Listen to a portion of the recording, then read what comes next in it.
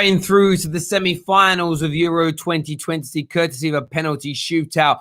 But it was a controversial night indeed at the St. Petersburg Stadium. Spain took the lead early. David Alaba shot that deflected in own goal gave Spain the lead. It was a very bitty game after that. Nobody with any major clear-cut chances. And then Spain equalized. Some terrible defending from Pau Torres and Laporte at the back. Shaqiri gets the equalizer. And then travesty hits. Absolute travesty hits. And the most inexplicable, the most gut-wrenching, the most heartbreaking, the most corrupt red card I have seen in a very long time. A clean, healthy, no stud showing tackle leads to the Swiss losing a player on the field.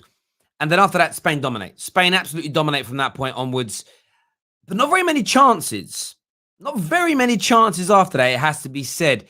The strikers in Moreno, Morata missed some gilt-edge opportunities in that game. And the Swiss, they fought on and they were resolute in the match. They, of course, lost Embolo during the game. They were dropping like flies towards the end with exhaustion. And then penalty shootouts. I have to give credit here to Unai Simon. He was excellent, absolutely excellent. The way he moved up and down the goal line, he really put those players off, especially Vargas and a few others who just horrendous penalties. And look, Spain, they win. And you give credit to Spain, but I do feel sorry for Switzerland. There is this part of me tonight, and I very seldom do this as a football fan. I just feel like they were completely done by Michael Oliver and the refs tonight. They're already the massive underdogs. Spain superior in every which way. And to lose a player like that after equalizing when they were in the ascendancy, I just felt it was really harsh indeed. And we look at our poll that's currently running here on the terrace. 73% do not believe it was a red card. And from that point onwards, it was going to be very difficult for them. Comment here from Aaron says, ugly win. But I'll take it. On to the semis we go. Spain. Simon is a real keeper after all. Finishing will need to improve to make the final. Yeah, listen, and credit to Spain. Spanish fans are not going to care, and why should they? Why should the Spanish care? Like, they're through. That's all that matters in competition football. I think I'm just sitting here and feeling emotional for an underdog and a smaller footballing nation. I just felt that they were a little bit hard done by tonight, but look, the Spaniards get themselves to a semi, and there is a huge congratulation needed there because nobody fancied it. When I go back, and I was just a few minutes ago, actually, I was looking at the predictor. I was looking at the predictor from the first time round that the Terrace did things. And in fairness, I kind of let everybody else predict. I just let everybody tell me what they think was going to happen. And if we go to the tournament predictor first time round, okay, we predicted them to win their group, yes, but we also said they would beat Russia, and then they would go out in the quarterfinals tonight to Spain, is what we originally said. So we said they'd go as far as the quarterfinals. If we go back a stage and look what the Football Terror said, so when we looked at the knockout predictor, we said and we felt that, where is it here? Everybody put Croatia through. So the team voted Croatia through and not Spain. So they've definitely shocked people. They've definitely got themselves to a very good position indeed at this point. And credit where credit is due. I just feel sorry for the Swiss tonight, and I'm trying my best to not be biased. Nick here says 74% say no for the red card. Must be idiots. They have no clue about football, is what Nick has got to say. We're going to speak to a Spaniard now. We're going to get young Samuel on to give us his thoughts and feelings. Congratulations on making this finals. Give me your thoughts on the game so far, on the performance from the Spanish boys. Listen, I think the first 20 minutes, 15 minutes, I think we were just great. Same as the quarterfinal against, I know, Runner 16 of Croatia, played very well. But after the first goal, we just got complacent. You know, we fell flat. We thought the game was done. And, you know, you can see what Enrique was doing. You know, we weren't the passing sideways forwards, no real intent, Terry. We weren't showing attacking intent. I want to see something about Pau Torres and Laporte. Again, I said this on Monday. They are dodgy together. And this is why you should play Eric Garcia with Laporte, because they look sensational. They look sensational together. And Pau Torres comes in, and I don't know what the hell happened in that goal, but it was just a weird mix-up. I think Pau Torres tried to hit, clear it away, hit Laporte, and it's just an odd goal to concede. But the one thing I said coming into this competition about Spain is De Gea should not play in case situations like this. As you know firsthand, Terry, you know De Gea can't save penalties to save his life. So this is why the main decision was taken during the tournament that Unai Simon should be the #1 goalkeeper. And guess what? It paid off today. One thing we could say is that our strikers going to the semi-final, because this is where stuff gets real. Tuesday at Wembley, possibly Belgium, Italy playing the next 10 minutes. Listen, the striking, our clinicality is a concern. Because if we're going to go out, it's going to be that, due to that. I think everywhere else, defensively, the midfield, the creativity is great. Just Moreno today. You took off Morata. You know, Morata's improved in the first, I'll say, few games. But the other one, I'll say, Moreno. Absolutely shocking today. He had 3 or 4 clear-cut chances, and he couldn't take them. He couldn't take them. And this is a supposed striker who scored 30 goals, or 30 goals and assists in the regular season in La Liga with Villarreal. And he does this, shocking. But I can't argue.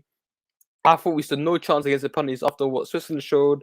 Switzerland had balls of steel on Monday night. I thought we were going out, but listen, great game, and we're through to the semi-final. After everyone doubted us, let me ask you a question. Were the Swiss unlucky to have a man sent off tonight? I'm gonna go neutral. I'm not gonna take away the Spain cap. Yes, they were unlucky. I think you should at least go to the screen. This is the reason VAR was installed, Terry. The screen is there for the referee to have a look out. Not do this. He has to have a look for himself, a clear, proper look, and he didn't do that.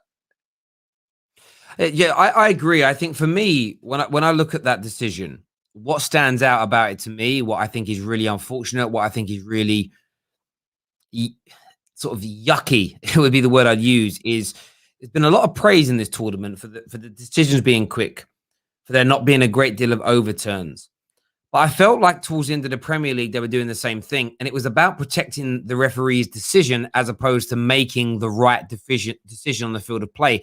And it's okay with offsides because that doesn't, it's an objective decision. It's either on or it's off based on the lines. And it's very easy to do. Nobody gets in trouble for that being wrong.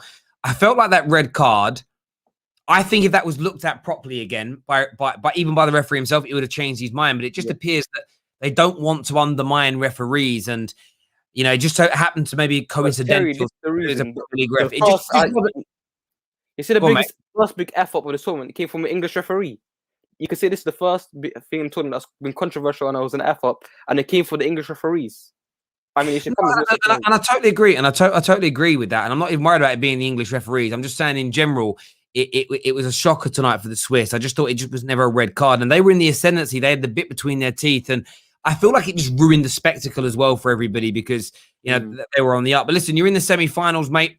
Belgium or Italy up next. We'll speak to you again soon, Samuel. Top man. Thank you.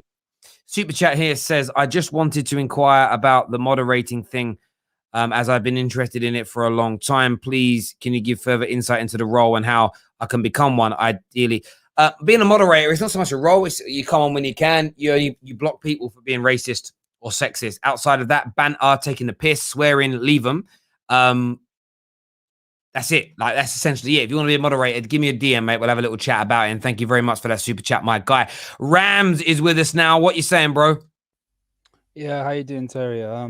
It's yeah. First of all, I have to say commiseration to Switzerland. They put up a brilliant fight.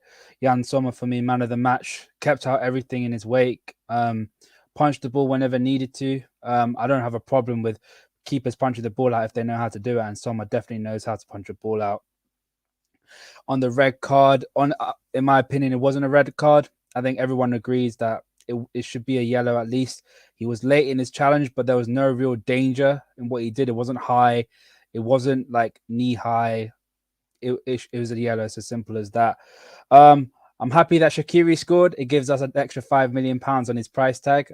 So a little win there for Liverpool Football Club. But overall, Spain, they knocked. They couldn't bust the door down, but they go through, and that's what really matters to them at this moment in time. Do you feel that the red card, though, you know, and we don't normally focus on this in the Terrace, but I feel like an international tournament is just a different sense. I mean, that was the game changer, wasn't it? Because it just took the legs away from Spain, from the Swiss. Yeah, definitely. If you've seen Freuler in this tournament, he's been that box-to-box midfielder. Is very energetic, and losing that, I think if it was a person that we're going to get rid of, it was rather be someone like a Shaqiri, who was not box-to-box, who's more or less doesn't work as hard. And I feel like they lost that in the midfield, and they could have done something on the counter-attack if he was still there. But yeah, that was a massive turning point. I think if he was still there, it was still an even game. You wouldn't see Switzerland like a fight for their lives in the dying moments of extra time. So yeah, it was definitely a turning point in this match for sure. And it's all about these fine margins. In international tournaments, it's all about these fine margins. Yeah, absolutely. It is. I mean, it's complete, and I totally understand that. And I'm not even trying to. I'm not taking away from the Spanish. You know, they won the game, and it's they didn't make. You know, they weren't the reason that the refereeing decision was made. As an example, that isn't on them. That isn't their fault. They shouldn't be condemned for it. I just felt that it was just a weird one. I mean, I don't know where tackling's going in football. Like, legitimately, I feel worried for the game, if that makes sense. Comment here from Clay says, no, Xhaka, unwarranted red card. Schoolboy penalty takers. Jan Summers masterclass. Spain better keep their 4-leaf clover handy. Well, listen, we don't know who it's going to be yet. It's going to be the Belgians. It's going to be the Italians in the next round. The Spanish will need to be better and much, much better in that game. There's no doubt about it. We're going to go and enjoy that with the rest of you. We're live at full time, so make sure you're back here with the Football Terrace. Until next time, take care. Goodbye. God bless. And we'll see you all again.